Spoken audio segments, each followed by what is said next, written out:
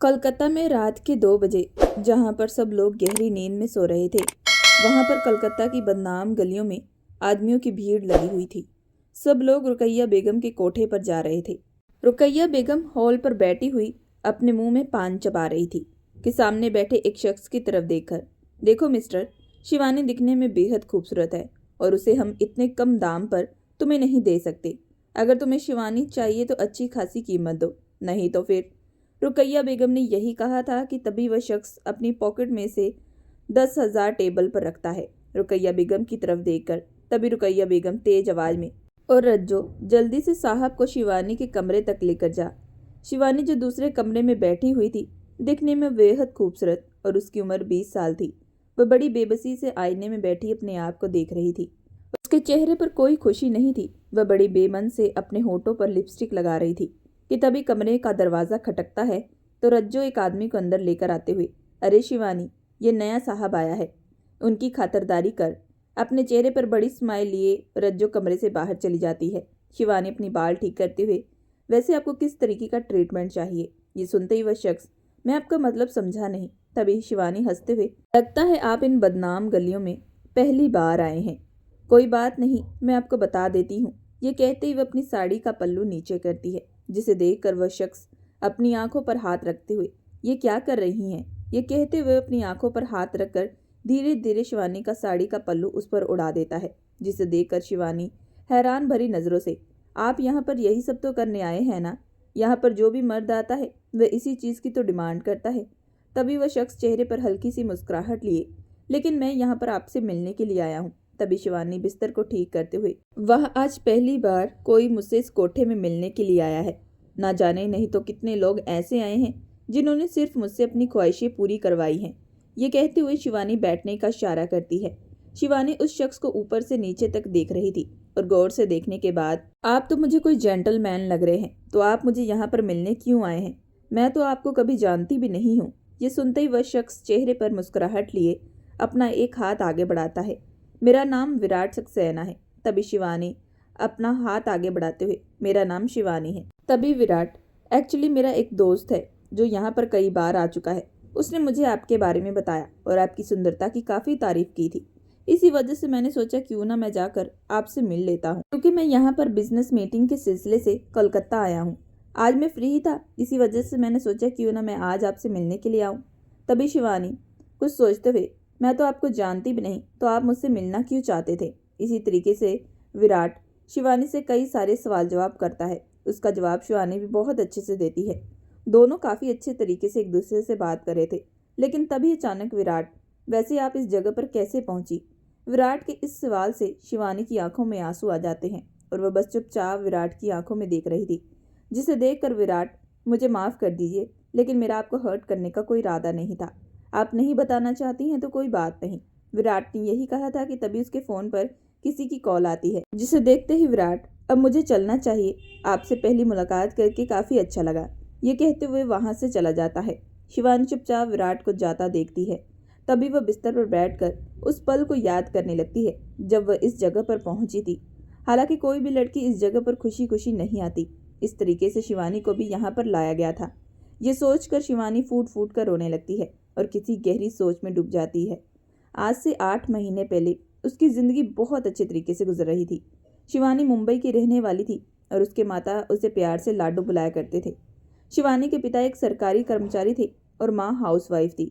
एक दिन शिवानी स्कूल की ट्रिप के सिलसिले से दिल्ली घूमने जाती है, जहाँ पर उसकी मुलाकात सतीश से होती है। सतीश को देखकर शिवानी पहली नज़र में ही अपना दिल दे बैठती है। हालांकि उस वक्त दोनों एक दूसरे को अपना नंबर भी एक्सचेंज कर देते हैं, जिसके बाद से उन दोनों की दोस्ती बढ़ने लगती है और धीरे धीरे ये दोस्ती प्यार में भी बढ़ जाती है। सतीश शिवानी से मिलने के लिए कई बार मुंबई भी आया जा करता था। एक दिन शिवानी ने सतीश को प्रपोज कर दिया। शिवानी दिल ही दिल में सतीश को अपना पति मान चुकी थी। वह उसके साथ अपनी ज़िंदगी गुजारना चाहती थी। सतीश भी शिवानी के प्रपोज से बेहद खुश था।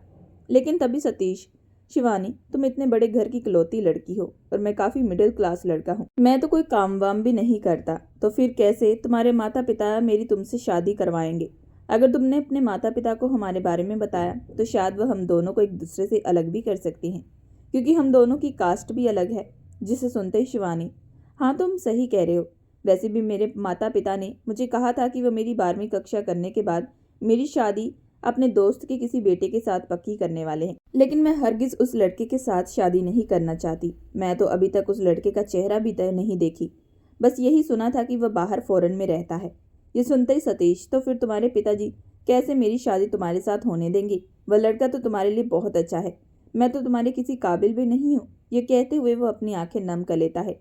तभी शिवानी सतीश का हाथ पकड़कर, तुम चिंता बिल्कुल मत करो, मैं तुम्हारे साथ हूँ और हमेशा तुम्हारे साथ रहूंगी। मैं तुम्हारे अलावा किसी और के बारे में बिल्कुल सोच नहीं सकती। ये सुनते ही सतीश, तो फिर तुम मुझसे शादी कैसे करोगी?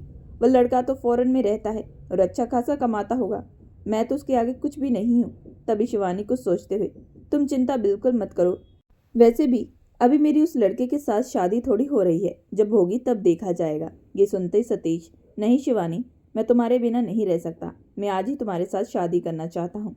चलो हम किसी मंदिर में जाकर शादी कर लेते हैं और यहाँ से भाग जाते हैं। ये सुनते ही शिवानी, नहीं सतीश, अभी मैं ये फैसला नहीं ले सकती, मुझे पहले माँ से बात करनी पड़ेगी। अगर वो नहीं मानते हैं तो उसके बाद तुम जैसा कहोगे मैं वैसा करूँगी। ये सुनते ही सतीश, तो ठीक है, आज जाकर अपनी माँ से इस बारे में बात करना। उस दिन शिवानी जैसे शाम को घर पहुंचती है तो शिवानी की माँ, बेटी कहाँ रह गई, हमने तुझे कितना फ़ोन किया। तभी शिवानी अपनी माँ का हाथ पकड़कर, माँ मुझे आपसे ज़रूरी बात करनी है, मैं किसी लड़के से प्यार करती हूँ और मैं उससे शादी करना चाहती हूँ। ये सुनते शिवानी की माँ हैरान भरी नज़रों से उसे देख रही थी। वह कुछ कहती कि पीछे से एक तेज गुस्से की चिल्लाने की आवाज़ आती है, खबरदार, अगर तुमने हमारी इजाज़त के बगैर किसी और लड़के के साथ शादी करने के बारे में सोचा। ये कहते हुए शिवानी के पिताजी उसके बगल में आकर खड़े हो जाते हैं। तभी शिवानी रोते हुए, नहीं डैड, मैं सतीश से बहुत प्यार करती हूँ, मैं उससे शादी करना चाहती हूँ, वह काफ़ी अच्छा लड़का है। नहीं, हमने तुम्हारी शादी काफ़ी पहले पक्की कर दी थी और इसकी वजह से हम जहाँ कहेंगे तुम्हें वहीं शादी करनी पड़ेगी और इसके अलावा तुम्हारे पास कोई और रास्ता नहीं है, तुम्हें चुपचाप हमारी बात माननी पड़ेगी। शिवानी कुछ कहती कि तभी उसके पिताजी चिल्लाते हुए, चुपचाप अब तुम अपने कमरे में जाओ, हम इस बारे में कोई बात नहीं करना चाहते। शिवानी रोते हुए अपनी माँ का चेहरा देख रही थी, लेकिन अपने पति के आगे वह भी चुप थी। शिवानी रोते हुए अपने कमरे में चली जाती है और ये सारी खबर के बारे में जैसे शिवानी रात को सतीश को बताती है, जिसे सुनकर सतीश बेहद गुस्सा होता है। मैंने तुम्हें कहा था ना कि तुम अपने मम्मी पापा से इस बारे में बात मत करना, देखा ना अब वो मुझे तुमसे दूर कर रहे हैं, लेकिन तुम ही जिद पकड़ के बैठी थी कि तुम्हें अपने मम्मी पापा को हमारे रिश्ते के बारे में बताना है। जाओ अब और बताओ, वैसे भी अब ये लोग हमें एक नहीं होने देंगे। शिवानी ये बात सुनते ही, हाँ तुमने सही कहा था, मुझसे बहुत बड़ी गलती हो चुकी है, मुझे माफ़ कर दो सतीश, अब तुम जैसा कहोगे मैं वैसा करूँगी। तभी सतीश शिवानी को कुछ ऐसी बातें कहता है जिसे सुनकर शिवानी कुछ ही पल में गहरी सोच में डूब जाती है। तभी वह धीमी आवाज़ में, लेकिन सतीश, मैं अपने परिवार से दूर नहीं जाना चाहती। शिवानी, अगर तुमने ये कदम ना उठाया तो फिर हम दोनों दूर हो सकते हैं। वैसे भी जब हम दोनों एक हो जाएंगे, शादी कर लेंगे, तब तुम्हारे माता पिता को भी इस रिश्ते को स्वीकार करना पड़ेगा, लेकिन तब तक हम कुछ नहीं कर पाएंगे, इसलिए मैं जैसा कह रहा हूँ तुम्हें वैसा करना पड़ेगा। सतीश की बात सुनते शिवानी चुपचाप हाँ कर देती है। अगली सुबह जैसे उठती है कि तभी शिवानी के पिताजी डाइनिंग टेबल पर, शिवानी की शादी 2 दिन के बाद होगी, इसी वजह से जल्द शादी की तैयारियां शुरू की जाए। ये सुनते शिवानी, लेकिन डैड, इतना जल्दी शादी नहीं करना चाहती। दूसरी तरफ से शिवानी की माँ, अभी मेरी बेटी को पढ़ाई करनी है और अभी आप इतनी जल्दी इसकी शादी, इसके आगे कुछ कहती कि तभी शिवानी के पिताजी, बेटी जवान हो चुकी है, अब मैं नहीं चाहता कि कल को वो किसी लड़के के चक्कर में कोई गलत फैसला ले ले, इसी वजह से जितना जल्दी हो सके हम इसकी शादी करवा देंगे। और वैसे भी मैंने अपने दोस्त से बात की है, उन्होंने कहा है कि शिवानी को जितना पढ़ना है वह पढ़ सकती है और शादी के बाद वो उसे खुद पढ़ाएंगे, इस वजह से हमें चिंता करने की कोई ज़रूरत नहीं है। अपने पिता की बात सुनते शिवानी बेहद परेशान हो चुकी थी, लेकिन उसके बाद अब शिवानी को वक्त नहीं मिल रहा था कि वह सतीश को इस बारे में खबर बताए। उसके घर में अब शादी की तैयारियां शुरू हो चुकी थी और ऐसे ही करते करते अब 2 दिन भी बीत चुके थे। शादी की रात भी आ चुकी थी। पूरे घर को पूरी लाइटों और फूलों से सजाया गया था। हर तरफ शादी का माहौल बना था। तो वहीं एक कमरे में शिवानी आईने के सामने खड़ी होकर, मैं सतीश के अलावा किसी और से शादी नहीं करना चाहती, ये कहते हुए जैसे ही फ़ोन करती है कि दूसरी तरफ से, शिवानी, तुम्हें कैसे भी करके आज इस शादी से भागना पड़ेगा। मैं तुमसे सच्चा प्यार करता हूँ, मैं तुम्हारे साथ ज़िंदगी बिताना चाहता हूँ। अगर तुम मुझे आज ना मिली तो शायद मैं खुद कुछ कर लूँगा। ये सुनते शिवानी, मैं भी तुम्हारे बिना नहीं रह सकती, यहाँ से मैं कैसे निकलूँ? हर तरफ घर पर लोग मौजूद हैं, मेहमान आए हुए हैं, सतीश उसे एक ऐसी बात कहता है जिसे सुनकर शिवानी के चेहरे पर हल्की सी मुस्कुराहट आती है। वह बिना देरी किए दरवाज़ा बंद करती है कि तभी अचानक शिवानी की माँ दरवाज़ा खटखटाते हुए, शिवानी बेटा, तुम तैयार हो चुकी हो? तभी शिवानी, नहीं माँ, मैं तैयार हो रही हूँ, मुझे आधा घंटा लगेगा, मैं खुद तैयार होकर नीचे आ जाऊंगी। ये कहते हुए वो फटाफट अपना बैग पैक करना शुरू कर देती है।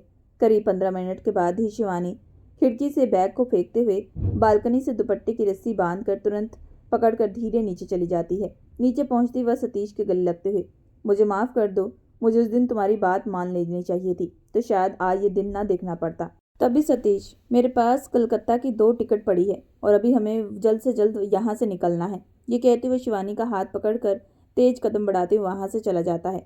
ट्रेन की सीट पर बैठकर शिवानी अपना चेहरा एक लंबे से घूंघट से ढक लेती है। तभी वह धीरे से सतीश के कान में, हमें कोई ढूंढ तो नहीं लेगा ना? शिवानी, नहीं, हमें कोई भी ढूंढ नहीं पाएगा, तुम चिंता मत करो, बस 1 मिनट के अंदर ट्रेन चलने वाली है, उसके बाद यहाँ से हम बहुत दूर चले जाएंगे। सतीश की बात सुनते शिवानी ने कसकर सतीश का हाथ पकड़ा हुआ था। हालांकि इस वक्त उसके दिल में खुशी तो थी, लेकिन वहीं उसके दिमाग में अपने माता पिता को लेकर ख्याल आने शुरू हो चुके थे। अपने माता पिता की वह इकलौती बेटी थी, लेकिन आज उसने जो हरकत की थी, शायद उसके बाद उसके माता पिता उसे कभी माफ़ नहीं कर सकती थी। ये बात जैसी वह सतीश को बताती है, तभी सतीश उसे हौसला देते हुए, तुम चिंता मत करो, कलकत्ता जाने के बाद हम शादी करेंगे और वहाँ कुछ दिन रहने के बाद हम तुम्हारे माता पिता को बता देंगे। एक बार शादी हो जाए तब हम दोनों को एक दूसरे से कोई दूर नहीं कर पाएगा।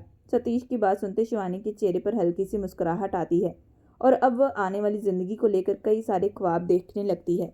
अगली दोपहर सतीश और शिवानी कलकत्ता पहुंच जाते हैं। तभी सतीश शिवानी को एक जगह पर खड़ा करके, तुम यहीं पर रुको, मैं गाड़ी लेकर आता हूँ। कुछ देर बाद जैसे वह गाड़ी लेकर आता है कि तभी शिवानी गाड़ी में बैठते हुए, वैसे सतीश हम कहाँ पर जा रहे हैं? ये सुनते सतीश, मेरी एक मौसी है, यहाँ पर रहती है, हम उन्हीं के पास रहेंगे और कल सुबह हम मंदिर में जाकर शादी कर लेंगे। ये सुनते शिवानी, लेकिन तुम्हारी मासी हम पर गुस्सा तो नहीं करेंगी क्योंकि हम दोनों भाग कर आए हैं? तभी सतीश, नहीं नहीं, तुम चिंता बिल्कुल मत करो, बल्कि तुम्हें तो वो बहुत अच्छे प्यार से रखेंगी। दूसरी तरफ गाड़ी चला रहा ड्राइवर ये बात अच्छे से सुन रहा था। बेहद अजीब नजरों से बार बार शीशे से आईने को देख रहा था, जिसे देखकर शिवानी को काफी डर लग रहा था। इस वक्त उसने सतीश का हाथ कसकर पकड़ा था।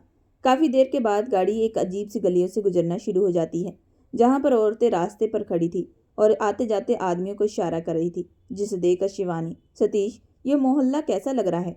यहाँ पर औरतें इस तरीके की हरकत क्यों कर रही हैं? ये सुनते सतीश, तुम उनकी चिंता बिल्कुल मत करो, ये कलकत्ता है, यहाँ पर लोग हमेशा प्यार से रहते हैं और एक दूसरे पर अपना प्यार बांटते हैं। सतीश की बात सुनते शिवानी चुप हो जाती है और उस पर अंधाधुंध विश्वास करने लगती है, लेकिन उसे नहीं मालूम था कि इसके बाद अब उसकी जिंदगी बदल जाएगी। गाड़ी जैसे एक बड़ी से कोठे के बाहर रुकती है कि तभी सतीश गाड़ी वाले को पैसा देकर तुरंत गाड़ी से बाहर आकर शिवानी का हाथ पकड़कर उसे एक बड़े से कोठे के अंदर ले जाता है। यहाँ पर सभी लोग शिवानी को अजीब नजरों से देख रहे थे।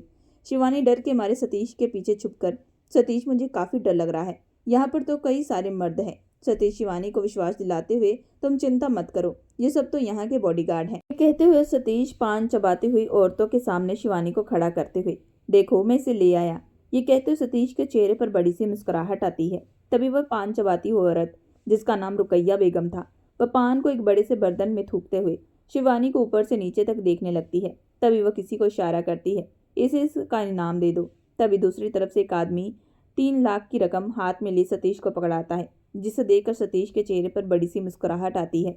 तभी शिवानी, इन्होंने ये पैसे क्यों दिए हैं? ये सुनते सतीश, ताकि हम कल शादी कर सके, मेरी मौसी काफ़ी अच्छी है, अब तुम यहाँ पर रुको, मैं फटाफट जाकर हमारी शादी की तैयारियां शुरू करता हूँ। ये कहते हुए जैसे ही बाहर जाने वाला था कि तभी शिवानी सतीश का हाथ पकड़कर, मुझे डर लग रहा है सतीश, मैं भी तुम्हारे साथ चलती हूँ। ये सुनते सतीश, अरे तुम कहाँ जाओगी, ऐसी थक चुकी हो, या मौसी के पास बैठो और मौसी जो कहेगी तुम उनकी बात मानना। मैं अभी जल्द से जल्द आता हूँ, तुम्हारे लिए शादी का एक खूबसूरत लहंगा भी लेकर आना है ताकि कल शादी के तुम ये पहनो। सतीश जाने से पहले शिवानी को बड़ी बड़ी उम्मीदें देकर चला गया था। यह सोचकर शिवानी के चेहरे पर बड़ी सी मुस्कुराहट थी। जैसे वो पलटकर सामने रुकैया बेगम को देखती है तो उसे देखते शिवानी के चेहरे पर सारी मुस्कुराहट गायब हो जाती है। तभी रुकैया बेगम, यहाँ पर आकर बैठो। शिवानी रुकैया की बेगम की बात सुनते चुपचाप उनके बगल में जाकर बैठ जाती है। रुकैया बेगम शिवानी को ऊपर से लेकर नीचे तक देखती है और तभी, वैसे सतीश ने इस बार बड़ी कमाल की चीज दी है, काफी अच्छी कीमत भी लगेगी। रुकैया बेगम की आखिरी बात सुनते शिवानी हैरान भरी नजरों से आप ये कैसी बात करी हैं? ये सुनते रुकैया बेगम पागलों की तरह हंसते हुए, जो सच है मैंने तुझे वही कहा। अब तू यहाँ पर आई है तो नए नए गेस्टों की खातिरदारी करेगी। तेरी ये खूबसूरती के बदले हमें काफ़ी अच्छी मोटी कमाई होगी। ये सुनते शिवानी, नहीं ऐसा नहीं हो सकता। शिवानी की बात सुनते ही आसपास के सभी लोग जोर जोर से हंसने लगते हैं। तभी रुकैया बेगम, होश में आ लड़की, तेरा सतीश तुझे यहाँ पर बेच कर जा चुका है, अब वह वापस नहीं आएगा। ये सुनते शिवानी, नहीं ऐसा नहीं हो सकता, कल हमने शादी करनी है, आप झूठ बोल रही हैं। ये कहते हुए जैसे ही बाहर की तरफ कदम बढ़ाने वाली थी कि तभी सारी बॉडीगार्ड उसका रास्ता रोक लेते हैं। तभी रुकैया बेगम शिवानी के पास आकर, जिस जगह पर तुम खड़ी हो वह एक कोठा है और यहाँ पर जब कोई लड़की आ जाए वह वापस नहीं जा पाती। अगर जाएगी तो सिर्फ और सिर्फ उसकी लाश जाएगी। जीते जी अब तुम्हारा भी इस जगह से निकल पाना नामुमकिन है, इसलिए चुपचाप जाकर तैयार हो। आज रात को तुम्हें नए नए गेस्टों को लुभाना है। ये सुनते शिवानी रोते हुए, प्लीज़ मुझे छोड़ दो, मुझे यहाँ से जाने दो। ये कहते हुए वो बिलखिलाने लगती है और खूब चिल्लाती है, लेकिन उसकी कोई भी आवाज़ नहीं सुनता। तभी रुकैया बेगम रज्जो को आवाज़ लगाते हुए, इसे आज रात के लिए तैयार करो और समझाओ कि चुपचाप हमारी बात मान ले, नहीं तो इसके साथ बहुत बुरा होगा। तभी रज्जो शिवानी का हाथ पकड़ते हुए उसे सीधा कमरे में ले जाती है। शिवानी पागलों की तरह रो रही थी। उसने सतीश पर अंधाधुंध विश्वास किया था, लेकिन सतीश ने इस बात का फायदा उठाया। उसने सतीश के लिए अपना घर परिवार छोड़ दिया। ये सोचकर वह फूट फूट कर रो रही थी कि तभी रज्जो शिवानी के कंधे पर हाथ रखते हुए, शांत हो जाओ, अब चुपचाप तुम्हें रुकैया बेगम की बात माननी पड़ेगी, क्योंकि तुम्हारे पास अब कोई भी रास्ता नहीं है। अगर तुमने उनकी बात ना मानी तो रुकैया बेगम तुम्हें सबसे ज़्यादा सख्त सज़ा दे सकती हैं। यहाँ पर तुम्हारे रोने से भी कोई फ़ायदा नहीं होगा, क्योंकि इस जगह पर जो एक बार आ गया वह वापस कभी निकल नहीं सकता। ये कहते हुए शिवानी को हौसला देती है। 1 घंटे समझाने के बाद रज्जो शाम के लिए उसे तैयार कर देती है। हालांकि अब शिवानी के पास बिल्कुल भी कोई हिम्मत नहीं थी। अगर वह सतीश पर विश्वास ना करती तो शायद उसके साथ आज ये सब बिल्कुल ना होता। ये सोचकर लगातार उसकी आंखों से आंसू बह रहे थे। फिर रात को एक हट्टा कट्टा शख्स उसके कमरे में आया, जिसने शिवानी की इज्जत को तार तार कर दिया था। इस तरीके से कई सारे लोग उसके साथ अपनी ज़रूरतों को पूरा करते हुए धीरे धीरे शिवानी ने इसे ही अपनी ज़िंदगी मान लिया था। लेकिन आज पूरे 8 महीने के बाद एक शख्स ने उसके बीते हुए कल को याद करा दिया था, जिसे सोचकर वह अपनी यादों से बाहर आते हुए, उस सतीश ने मुझे धोखा दिया। अगर मैं अपने माँ बाप की बात मान लेती तो शायद मेरे साथ आज ऐसा बिल्कुल ना होता और मैं अभी अपने पति के साथ खुशहाल अपनी ज़िंदगी गुजार रही होती। लेकिन गलती तो मेरी थी। मैंने उस जैसे घटिया इंसान पर भरोसा किया जिसने मेरे भरोसे का फ़ायदा उठाया। मुझे क्या पता था कि वह इंसान के रूप में एक भेड़िया है, जिसने मेरे साथ न जाने कितनी लड़कियों को इस कोठे में लाकर बेच दिया है। ये कहते उसकी आंखों से लगातार आंसू बहने लगते हैं। विराट के जाने के बाद कुछ लड़कियां शिवानी के पास आकर, तू वैसे बड़ी ही किस्मत वाली है, तेरी खूबसूरती देखकर काफ़ी अच्छे अच्छे कस्टमर तेरे पास आते हैं, लेकिन आज जो कस्टमर तेरे पास आया है वह हमें काफ़ी पसंद आया। दिखने में काफ़ी स्मार्ट और हैंडसम लग रहा था, तूने तो आज खूब मज़े लिए होंगे। ये कहते वो आपस में हंसने लगती है। तभी शिवानी आईने में जाकर अपने बाल को ठीक करते हुए, नहीं ऐसी बात नहीं है, बल्कि वह बाकी कस्टमर की तरह बिल्कुल नहीं था, बहुत ही अलग था। आज तक मैंने ऐसा कस्टमर कभी नहीं देखा जो मुझसे बात करने के लिए आया हो, नहीं तो आज तक हर कोई यहाँ पर अपनी भूख मिटाने के लिए आते हैं। शिवानी ये बात कही थी कि तभी रज्जो दरवाजे पर आकर खड़ी हो जाती है। तभी वह बाकी लड़कियों को जाने का इशारा करती है। रज्जो के एक इशारे पर लड़कियां तुरंत कमरे से बाहर चली जाती है। तभी रज्जो शिवानी की तरफ देखकर, क्या कहा था उस कस्टमर ने जिसके जाने के बाद तेरी आंखों में आंसू आ रहे हैं? ये सुनते शिवानी अपनी आंसू पोंछते हुए, नहीं ऐसी बात नहीं है। तभी रज्जो, मैं अच्छे से समझ पा रही हूँ, मुझे बेवकूफ़ मत बना, मैं तुझे 8 महीने से जानती हूँ, आखिर इस कस्टमर ने तुझे ऐसा क्या कहा? तभी शिवानी अपनी आंखें नीचे करते हुए, कुछ नहीं, बस मेरे बारे में पूछ रहा था और हमारे बीच में काफ़ी बातचीत हुई कि तभी अचानक उसने मुझसे पूछा कि मैं इस जगह पर कैसे पहुंची। उसने ना अनजाने में मेरे बीते हुए कल को मुझे याद करा दिया था, बस उसी को सोचकर। ये कहते हुए उसके होठ रुक जाते हैं। तभी रज्जो शिवानी के कंधे पर हाथ रखते हुए, देख शिवानी, बीते हुए कल को जितना जल्दी हो सके भुला दे, उतना ही अच्छा रहेगा, क्योंकि बीता हुआ कल सिर्फ और सिर्फ हमें तकलीफ दे सकता है। ये सुनते शिवानी, आखिर हम दूसरों की इस किए की सजा क्यों भुगते?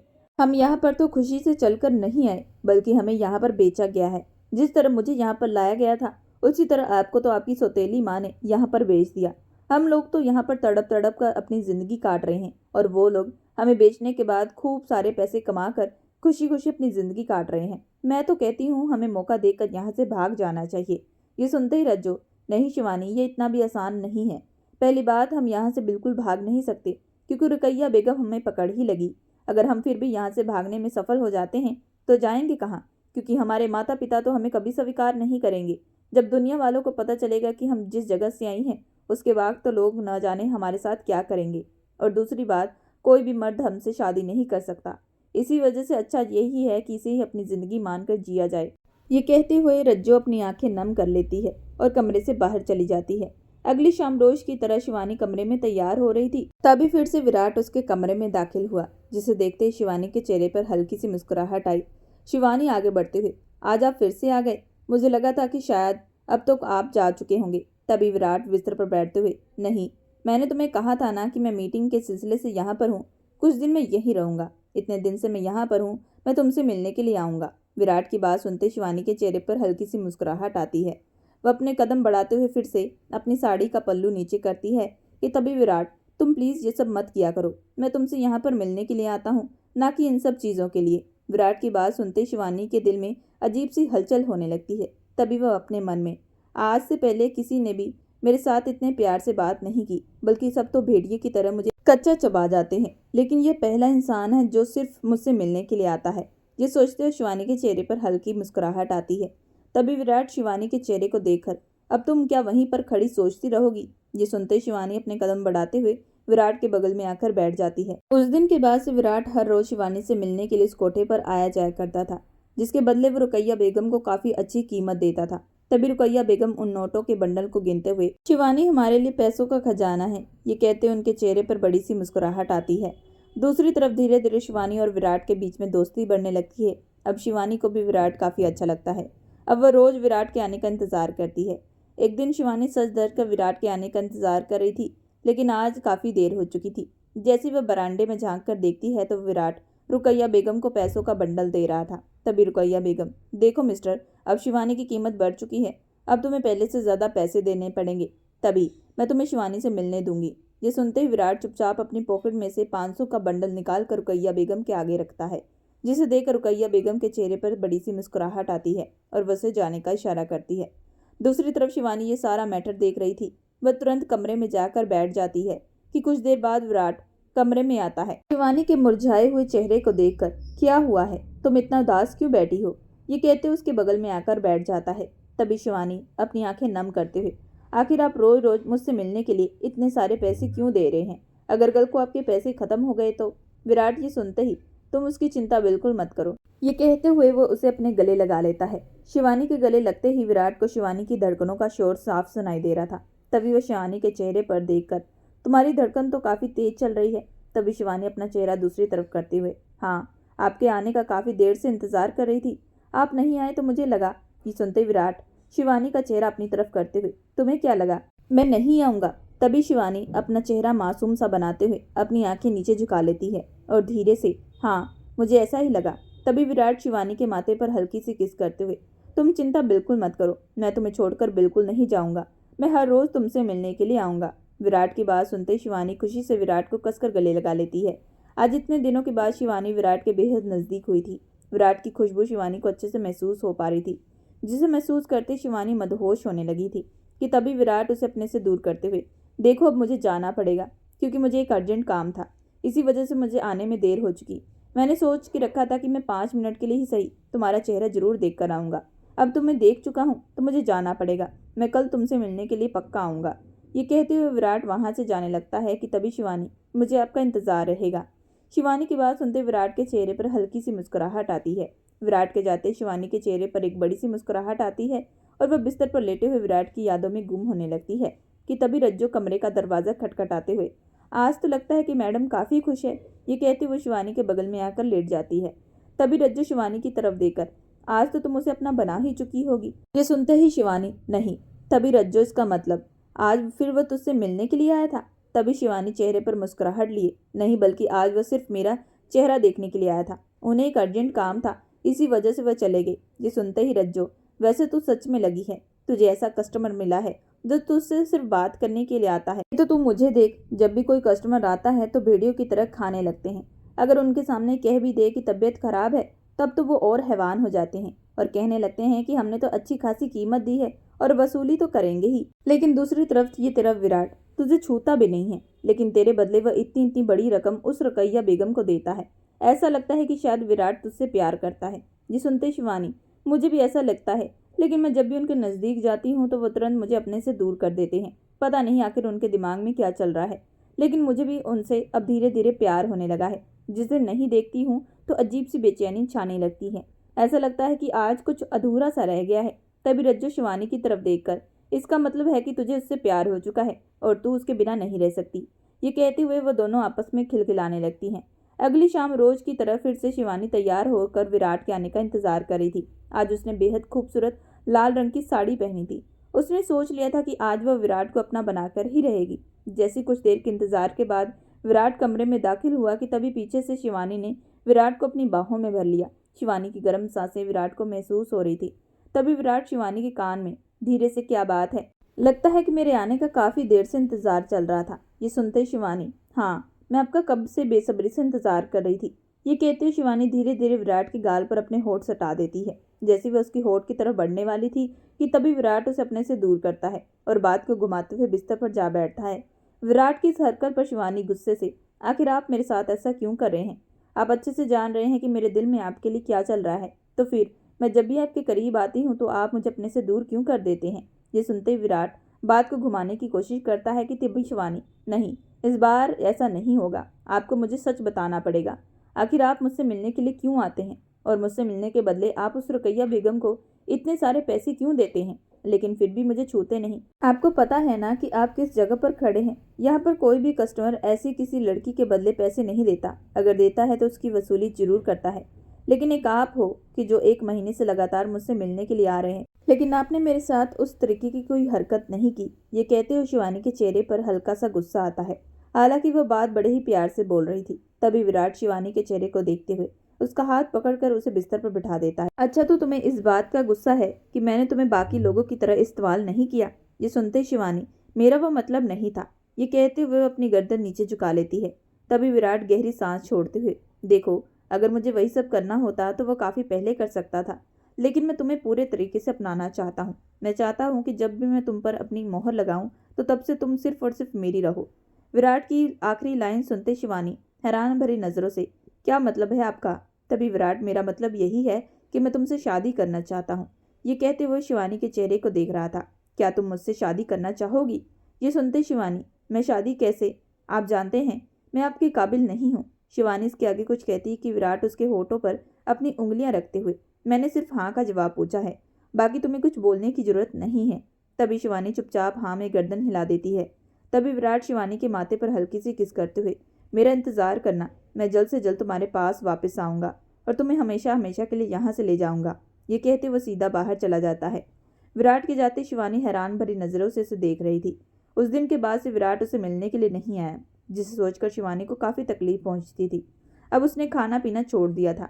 जब भी रात को विराट आता तो उसे अपने हाथों से खाना खिलाया करता था। ये सोचकर शिवानी की आंखें भर जाती थी। तभी रज्जो शिवानी को हौसला देते हुए, भूल जाओ उस इंसान को। तुम अच्छे से जानती हो कि शिवानी, हम जैसी लड़कियों को कोई भी अपने घर की बहू तो क्या, नौकरानी भी बनाना नहीं चाहेगा। विराट ने जो तुम्हें कहा कि वह तुमसे मिलने के लिए आएगा, लेकिन अब देखो पूरे कितने दिन बीत चुके हैं, वह तुमसे मिलने के लिए नहीं आया। मानती उसने तुम्हारे साथ कुछ भी नहीं किया, लेकिन अब उसके चले जाने का इसका मतलब ये तो नहीं कि तुम खाना पीना छोड़ दो। अपने शरीर की तरफ ध्यान दो।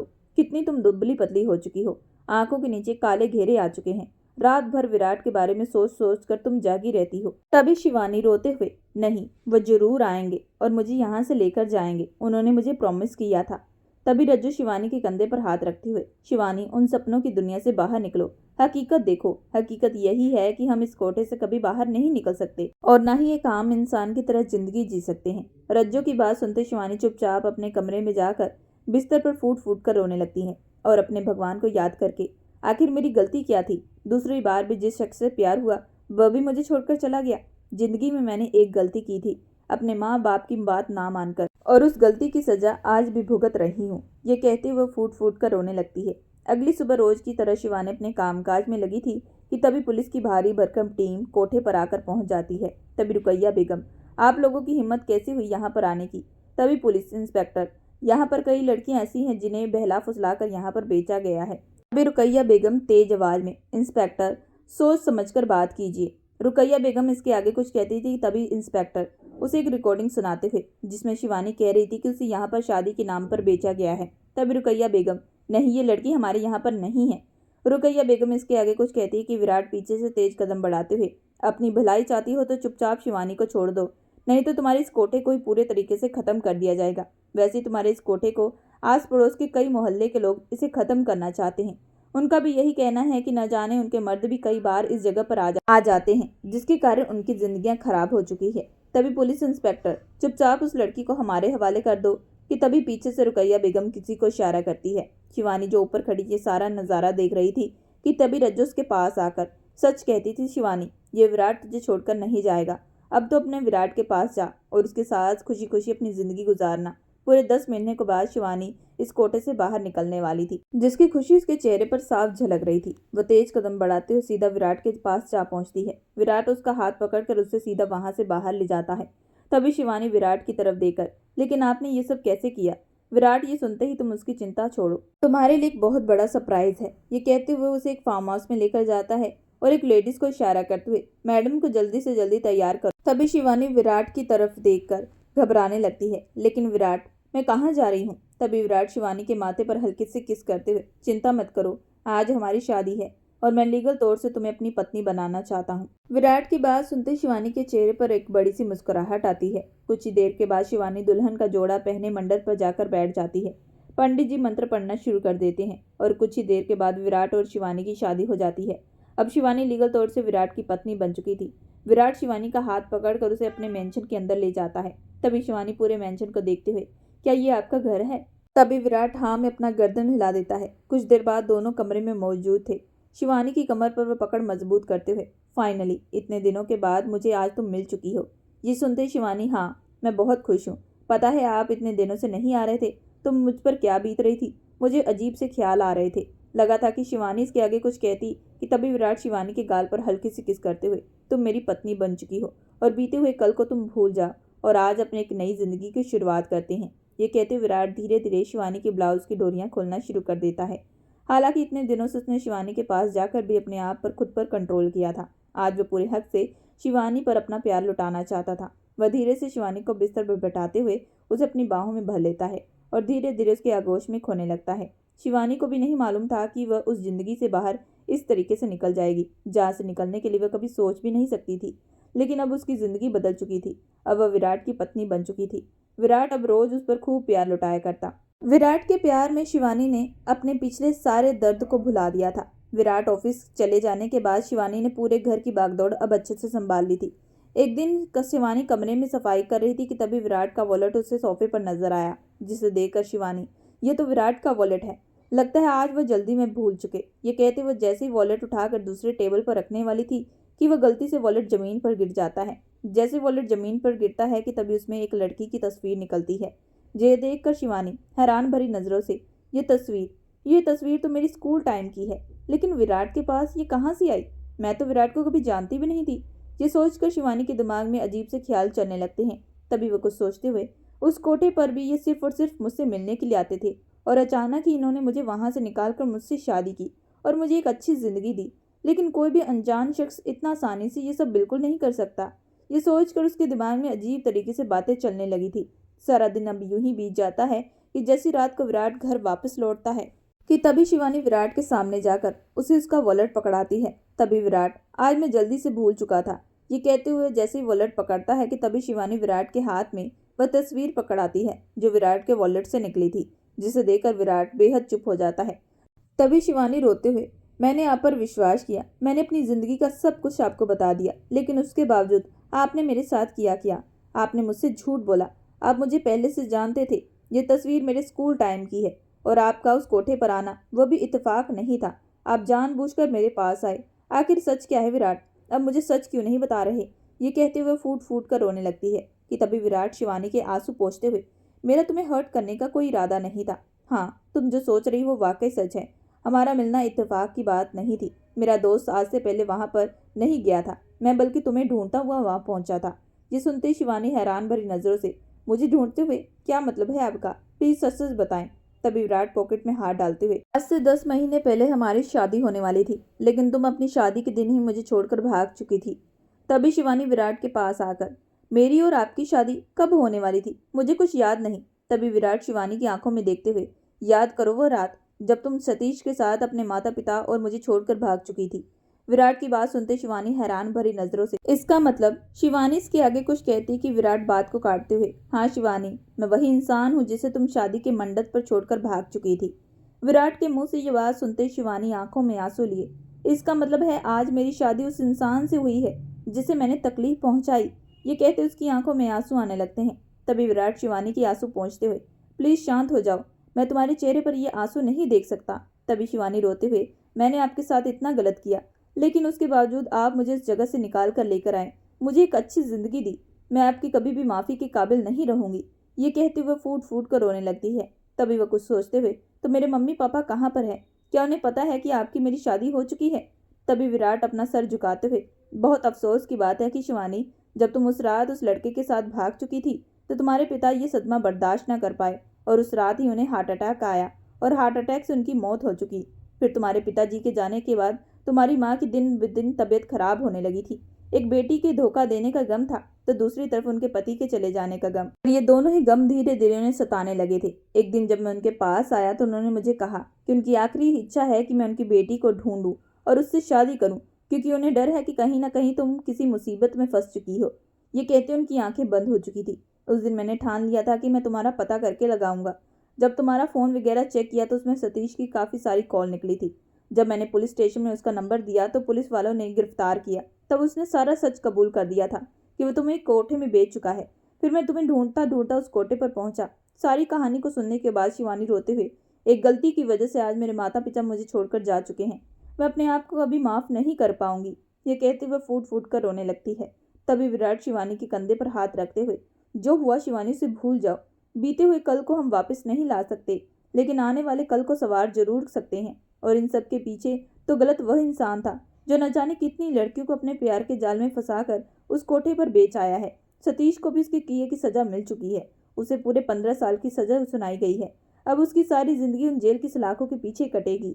ये सुनते ही शिवानी सतीश के सामने हाथ जोड़कर, अगर आप मुझे उस जगह से ना निकालते तो शायद आज भी मैं उस जगह पर अपनी जिंदगी काट रही होती। मुझे माफ़ कर दीजिए। उस रात अगर मैं सतीश के साथ ना भागती तो आज मेरा परिवार मेरे पास होता। ये कहते उसकी आंखों में आंसू आने लगते हैं। विराट शिवानी को अपने गले से लगाते हुए, जो हुआ से भूल जाओ। उसके बाद से विराट और शिवानी खुशी खुशी अपनी जिंदगी गुजारने लगते हैं।